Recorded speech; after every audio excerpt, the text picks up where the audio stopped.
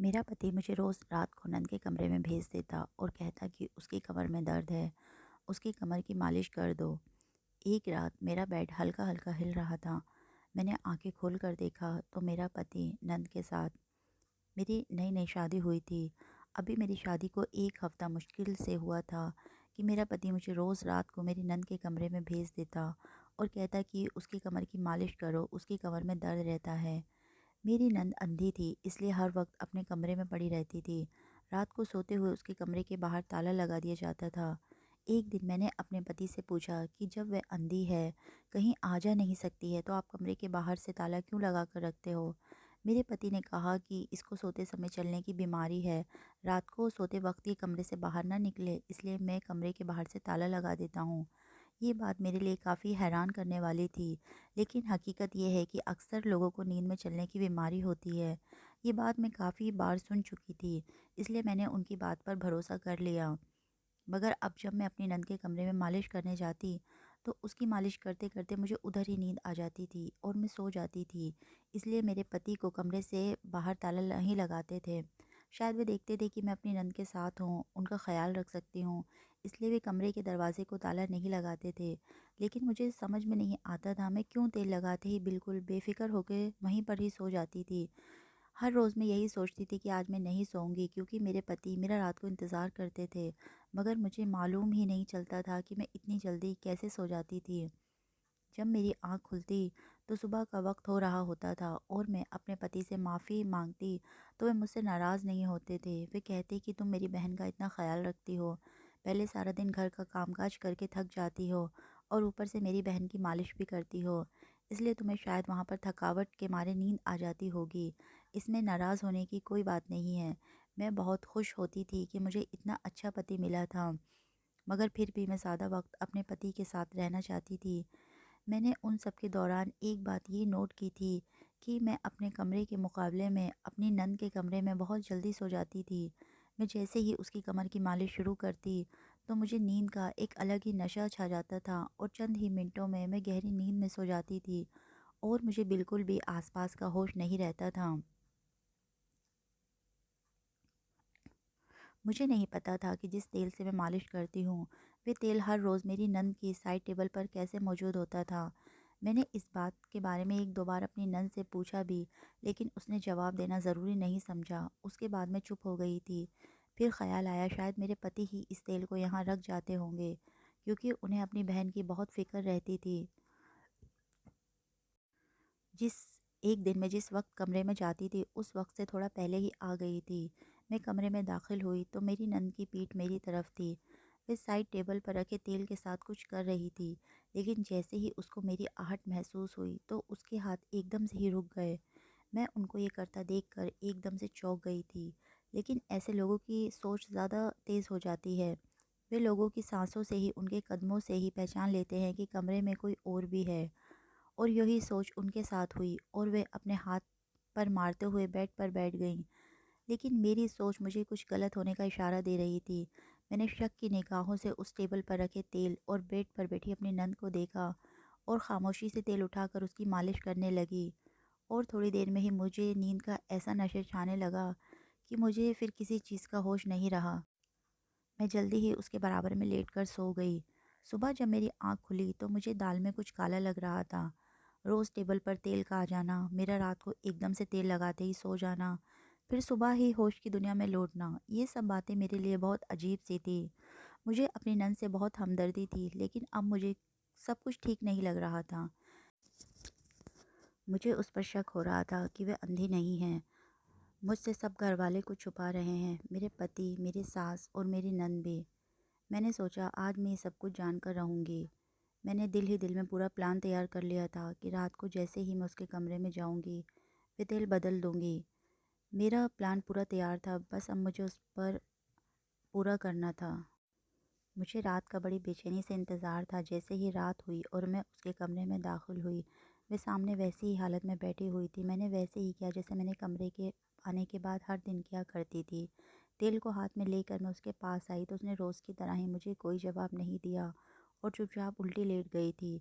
लेकिन आज मुझे तेल लगाना नहीं बल्कि गिराना था और मैं अपने प्लान के मुताबिक थोड़ा सा तेल उसकी कमीज़ के ऊपर गिरा दिया था, जिससे वे एकदम से उठकर बैठ गई। मैं भी एक्टिंग करते हुए उससे माफ़ी मांगने लगी और उसको पकड़कर वॉशरूम की तरफ ले गई।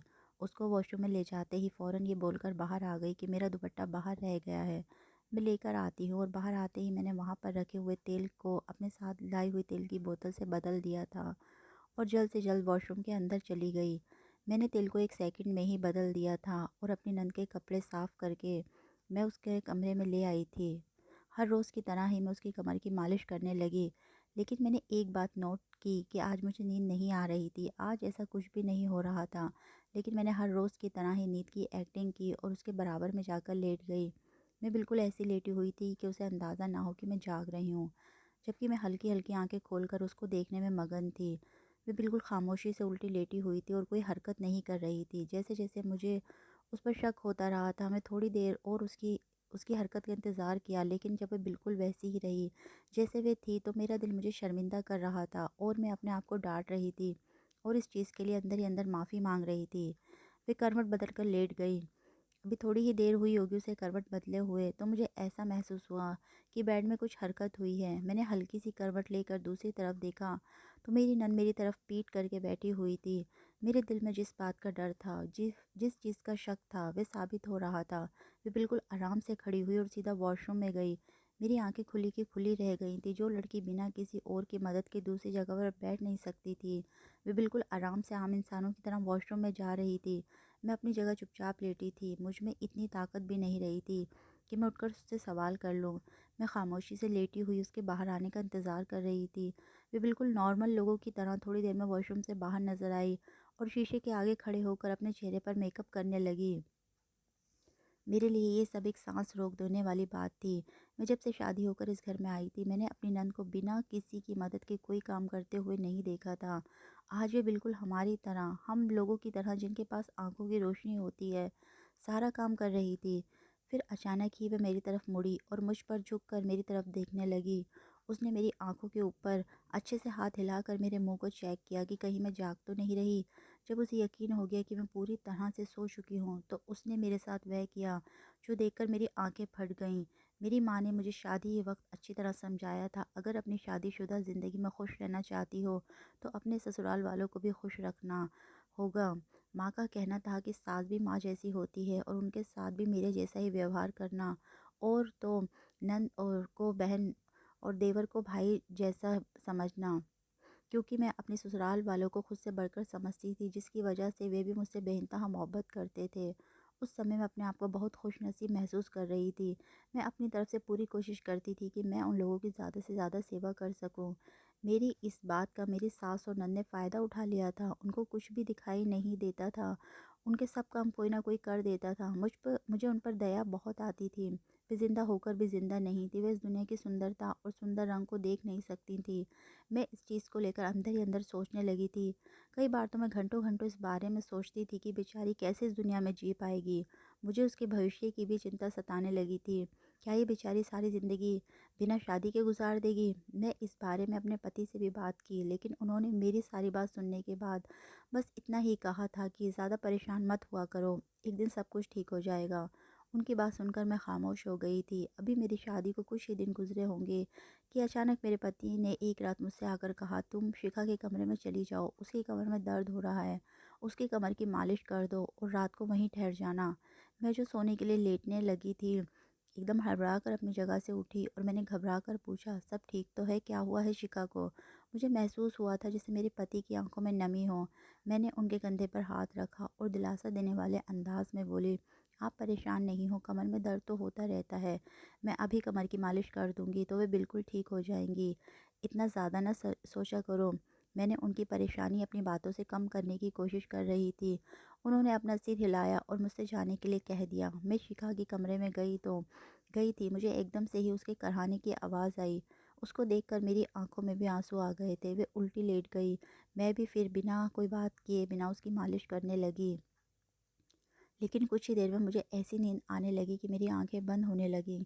मैंने जल्दी-जल्दी उसकी मालिश पूरी की और उसके साथ ही लेटकर सो गई। मेरी सुबह ही आँख खुली जब वो वॉशरूम जाने के लिए किसी का इंतज़ार कर रही थी। मैं उसको वॉशरूम में लेकर गई और बाहर आकर अपना काम करने लगी। दिन ऐसे ही गुज़रते गए। मैं अब अपनी नंद की रोज़ ही कमर की मालिश करने लगी। मुझे अब कई दिन हो गए थे अपनी नंद के कमरे में सोते हुए। तब मुझे कुछ अजीब-सा महसूस हुआ। मैंने अब हर चीज़ पर ध्यान देना शुरू कर दिया था। मैं खामोशी से हर चीज़ को जाँच रही थी। तब मुझे महसूस हुआ कि यहाँ पर कुछ भी सही नहीं हो रहा है। मेरी सास, मेरा पति, मेरी नंद सब अजीब लगने लगे थे। मेरी सास और मेरे पति आपस में बातें करते रहते, लेकिन जैसे ही मैं वहाँ आती तो वे दोनों चुप हो जाते। मुझे महसूस होने लगा था तक वे लोग सब लोग मुझसे कुछ छुपा रहे हैं। मगर अब मैं बहुत ज़्यादा थक गई थी। हर रोज़ मुझे नंद की कमर की मालिश करनी पड़ती थी, लेकिन मेरा सिक्स सेंस कह रहा था कि कुछ तो गलत हो रहा है। इसलिए मैंने तेल बदल दिया, ये देखने के लिए कि सच में मेरी जल्दी सो जाने का कारण ये तेल है या फिर ये मेरा वहम है। मैंने इस बात के बारे में किसी को भी नहीं बताया था, क्योंकि हो सकता था मैं ही उनकी नज़र में बुरी बन जाती। सबको ये लगता कि मैं अपनी अंधी और मजबूर नंद पर इल्ज़ाम लगा रही हूँ। इसलिए ये सब करके मैं सिर्फ अपने दिमाग से शक को दूर करना चाहती थी। मगर जैसे ही मैंने तेल बदल दिया और सोने का नाटक किया, मेरी नंद मेरे पास आई और आकर मेरी तरफ देखने लगी। उसने हल्का सा हाथ हिलाकर मेरे मुंह के आगे घुमाया कि कहीं मैं जाग तो नहीं रही हूँ। जब उसको यकीन हो गया कि मैं सो गई हूँ, तो वे किसी का नंबर डायल करने लगी। ये मेरे लिए एक और झटके की बात थी। वे बिना किसी परेशानी के मोबाइल का इस्तेमाल कर रही थी। और सबसे बड़ी बात ये थी कि उसके पास मोबाइल फ़ोन आया कहाँ से, जबकि उसके पास तो कोई मोबाइल फ़ोन था ही नहीं। और वे किसी लड़के से बात करने लगी और उसको बोल रही थी कि मेरी भाभी अब बेहोश हो गई हैं, अब तुम जल्दी से आ जाओ। वैसे तुम्हारे तेल में कोई जादू है, इसको लगाते ही भाभी एकदम से लुढ़क जाती हैं और अभी भी गहरी नींद में सो रही हैं। और मेरा भाई भी सो रहा है। उनको यही लगता होगा कि भाभी मेरी रखवाली करती हैं, चौकीदारी करती हैं और सारी रात जागती रहती हैं। उनको क्या मालूम कि भाभी तो कमरे में आते ही सो जाती हैं। मैं अपने भाई को तो सबक सिखा कर ही रहूँगी। उसको लगता है कि कमरे को बाहर से ताला लगाने से, मेरा मोबाइल छीनने से मैं उसकी हर बात मान लूँगी, लेकिन यह उसकी भूल है। वह तो ये भी नहीं जानता कि मैं 1 साल से अंधी होने का नाटक कर रही हूँ। अगर उसको इस बात की ज़रा भी भनक पड़ जाती तो वह मुझे मार डालता। उसको यही लगता है कि उस हादसे की वजह से मेरी आँखों की रोशनी चली गई है। उसके मुँह से ये सब सुनकर मुझे हैरत हो रही थी। मुझे यकीन नहीं आ रहा था कि पिछले 1 साल से मेरी नंद अंधी बनने की एक्टिंग करके सारे घरवालों को बेवकूफ़ बना रही थी और सबकी आँखों में धूल झोंक रही थी। मैं तो समझती थी कि मेरे पति और मेरी सास मुझसे कुछ ना कुछ छुपा रहे हैं और ये सारे घर वाले मिले हुए हैं। मगर अपनी नंद की बातें सुनकर मुझे अंदाज़ा हुआ कि ये लड़की सबको अपनी उँगलियों पर नचा रही है और सब घर वाले उसकी बातों में आ गए थे। मेरा दिल कर रहा था कि मैं अभी उठकर बैठ जाऊं। फिर मैंने सोचा वह कुछ भी कर सकती थी और हो सकता था वह मुझे झूठा साबित कर दे। अभी उसके बारे में अपने पति को मैं कुछ नहीं कह सकती थी। मेरे पति को अभी यही लगता था कि उसकी बहन ने कुछ भी गलत नहीं किया है और मैं अपनी नंद पर झूठा इल्ज़ाम लगाकर उनकी बहन के साथ दुश्मनी कर रही हूँ। क्योंकि नंद भाभी का रिश्ता ही इतना कड़वा होता है, इसलिए मैंने बेहतर यही समझा कि इसी तरह सोने की एक्टिंग करती रहूँ। वह उसको बार बार घर आने का कहती, पर लड़का शायद आगे से डरा हुआ था। वह इस तरह रात के अंधेरे में घर के अंदर आना नहीं चाहता था, क्योंकि उसको पकड़े जाने का डर था। मगर मेरी नंद उसको बोल रही थी कि तुम परेशान मत हो, मैं घर वालों को नशा देकर बेहोश कर दूंगी और तुम आराम से मेरे घर चले आना। कितने वक्त से हमारी मुलाकात नहीं हुई है। ये बातें सुनकर मुझे बहुत ज़्यादा अफसोस हो रहा था। बेवकूफ़ लड़की कैसे रात के अंधेरे में सारे घर वालों को बेहोश करने का प्लान बना रही थी और एक लड़की को अपने कमरे में बुला रही थी। ऐसा लगता था जैसे शैतान पूरी तरह से उसके दिमाग पर हावी हो गया है, या फिर इसका इश्क इसके सिर पर चढ़कर बोलने लगा है। इसे कुछ सही गलत का अंदाज़ा ही नहीं हो पा रहा था। वे लोग बहुत देर तक बातें करते रहे। एक समय ऐसा आया कि मेरी नंद की आवाज़ पूरी तरह नशे में डूबी हुई थी। मुझे उसकी बातें सुनकर बहुत शर्म आ रही थी। मेरी नंद पूरी तरह से उस लड़के के चंगुल में आ चुकी थी। अब उसका सिर्फ एक ही हल था कि उसकी सच्चाई सारे घर वालों के सामने आ जाती। अब मैं सुबह होने का इंतज़ार कर रही थी। उस रात मुझे लग रहा था कि ये रात कितनी लंबी थी, जो ख़त्म होने का नाम ही नहीं ले रही थी। जिस तरह मुझे सुबह होने का इंतज़ार था, ये रात उतनी ही लंबी होती जा रही थी। मेरे दिमाग में अजीब अजीब ख्याल आ रहे थे। मुझे मेरी नंद से बहुत डर लग रहा था। वे बहुत ख़तरनाक लड़की थी, या फिर शायद साइको थी। इतना तो मैं समझ गई थी कि इन सब के पीछे भी ज़रूर कुछ ना कुछ बातें हैं, जो मेरी नंद आज इस हालत में पहुंच गई कि वे अंधे होने का नाटक करने लगी और ख़ुद को कमरे में रखती थी और सारे घर वालों से रिश्ते नाते तोड़ बैठी हुई थी। वे सारी रात मेरी कांटों पर गुजरी थी, जबकि मेरी नंद अब आराम से सो रही थी। जैसे ही मैंने देखा कि खिड़की से सूरज उगने लगा है, मैं चुपचाप उठकर कमरे से बाहर निकल आई। जब मैं अपने कमरे में गई तो मेरे पति भी उठे हुए थे। उन्होंने मेरे चेहरे की तरफ देखा और पूछा कि क्या हुआ, तुम कुछ परेशान लग रही हो। मगर मैं उन्हें अभी कुछ भी नहीं बता सकती थी। मैंने बस इतना कहा कि मुझे सारी रात नींद नहीं आई। मेरे पति उठकर बाहर चले गए और मैं ये सोच रही थी कि किस तरह अपनी नंद की सच्चाई अपने पति और सास के सामने लाऊं। तब मेरे दिमाग में एक प्लान आया था। अगली रात जब मैंने अपनी नंद के कमरे में सोने की एक्टिंग की तो अपना मोबाइल अपनी नंद से छुपाकर ऐसी पोजीशन पर रखा जिसे सारा कमरा नज़र आ रहा था। मेरी नंद अब आराम से कमरे में घूम रही थी, फ़ोन पर बातें कर रही थी। वह रात भी मेरी बड़ी मुश्किल से कटी। सुबह मैंने अपने पति को अपनी नंद के बारे में सब कुछ बता दिया था। मेरे पति मुझे देखने लगे। उन्हें मेरी इस बात पर बिल्कुल भी विश्वास नहीं आ रहा था और उन्होंने मुझसे कहा कि मैं तुम्हें रोज़ अपनी बहन की मालिश करने के लिए भेजता हूँ तो तुम्हें बुरा लगता है। तुम्हें ये बात अच्छी नहीं लगती, इस वजह से तुम ये बहाने बना रही हो। तुम चाहो तो उसके कमरे में मत जाओ। मैं जानती थी मेरा पति इतनी जल्दी से मेरी बातों पर यकीन नहीं करेगा, इसलिए मैंने अपने पति को वीडियो दिखाया जो मैंने अपने फ़ोन पर बनाया था। जैसे ही उन्होंने ये वीडियो देखा तो उनके चेहरे के रंग बदलने लगे। उनके चेहरे पर दुख और तकलीफ़ दिखाई देने लगे थे। हालांकि मैं अपने पति को दुख नहीं देना चाहती थी, मगर हकीकत भी उनके सामने लाना बहुत ज़रूरी था। इससे पहले बहुत सारे बार उसे डॉक्टर के पास ले जाने की कोशिश की थी, लेकिन मेरी नंद इलाज के लिए बिल्कुल भी तैयार नहीं हो रही थी। उसका एक छोटा सा एक्सीडेंट हुआ था, उसके बाद उसने यही कहा कि मुझे कुछ दिखाई नहीं दे रहा है। जब उसे डॉक्टर के पास लेकर गए तो डॉक्टर ने भी इस बात का बोल दिया कि इनकी आंखें चली गई हैं। अब पूरा वीडियो देखते ही मेरा पति अपनी माँ के पास चले गए और उनको भी ये वीडियो दिखाकर सारी सच्चाई बता दी। मेरी सास भी सदमे में आ गई। उन्हें यकीन नहीं आ रहा था कि उनकी बेटी ऐसी हरकत भी कर सकती है। तब मेरी सास ने मुझे बताया कि मेरी बेटी की हरकतें सही नहीं थी। उसका लड़कों से मिलना जुलना था। वह कुछ अजीब किस्म की लड़की थी और कुछ कॉलेज की बुरी संगत का असर था, जिसकी वजह से वे किसी की बात नहीं सुनती थी। मैंने और उसके भाई ने उसके पास बहुत ज़्यादा सख्ती की थी। उसका कॉलेज बंद करवा दिया, उससे फ़ोन छीन लिया क्योंकि उसकी हरकतों से हम लोग डरते थे। हमारा समझाना उसे बहुत ज़्यादा बुरा लगता था और जब एक हादसे में उसकी आंखों की रोशनी चली गई तो बस वे कमरे में कैद होकर रह गई थी। फिर एक दो बार हमने उसको कमरे से बाहर निकलते हुए देखा, तब हम उसका बहुत ज़्यादा ख्याल रखने लगे थे और उसके दरवाजे पर ताला लगा कर रखते थे ताकि वे रात को उठकर कहीं चली ना जाए। फिर हम सब शिखा के कमरे में गए और उसे बताया कि हमें उसकी सारी हकीकत मालूम हो चुकी है। वे बोली, आप लोगों ने मुझे बहुत ज़्यादा टॉर्चर किया है, मुझसे मेरा फ़ोन भी छीन लिया, मेरा बाहर निकलना बंद कर दिया, मेरा कॉलेज बंद कर दिया। इस कारण मैंने प्लान बनाया था। मैं आप लोगों को परेशान करना चाहती थी ताकि मैं आप लोगों को भी वही तकलीफ़ दूँ जिस तकलीफ़ से मैं गुज़र रही थी। लेकिन भाभी की वजह से मेरी सच्चाई आप लोगों के सामने आ गई, वरना तो मैं उस लड़के के साथ भागने वाली थी। वे बिना अपनी गलती पर शर्मिंदा हुए सब कुछ बोल रही थी। मेरे पति को अपनी बहन की बातें सुनकर बहुत बुरा लगा था, क्योंकि एक भाई के सामने अगर बहन ऐसी बातें करेगी तो उस भाई की कितनी बेइज्जती होगी। मेरे पति ने अपनी बहन को कुछ नहीं कहा, ना ज़्यादा डांटा, ना उस पर हाथ उठाया। चुपचाप उस लड़के का नंबर लिया और उस लड़के से मिले और उसके घर वालों से बात की और उन दोनों की शादी करवा दी, क्योंकि मेरे पति अपनी बहन को इस घर में रखने को तैयार नहीं थे। उन्हें डर था कि वे कोई ना कोई गलत कदम उठाएगी, क्योंकि वे बागी हो गई थी। उसे जितना भी रोकते अब उसका कोई फ़ायदा नहीं होता। मेरे पति और सास ने मेरा शुक्रिया कहा कि मैंने सारी सच्चाई उनके सामने लाकर रख दी थी। आप लोगों को कहानी कैसे लगी हमें नीचे कमेंट बॉक्स में ज़रूर बताइएगा और हमारे चैनल को लाइक, शेयर और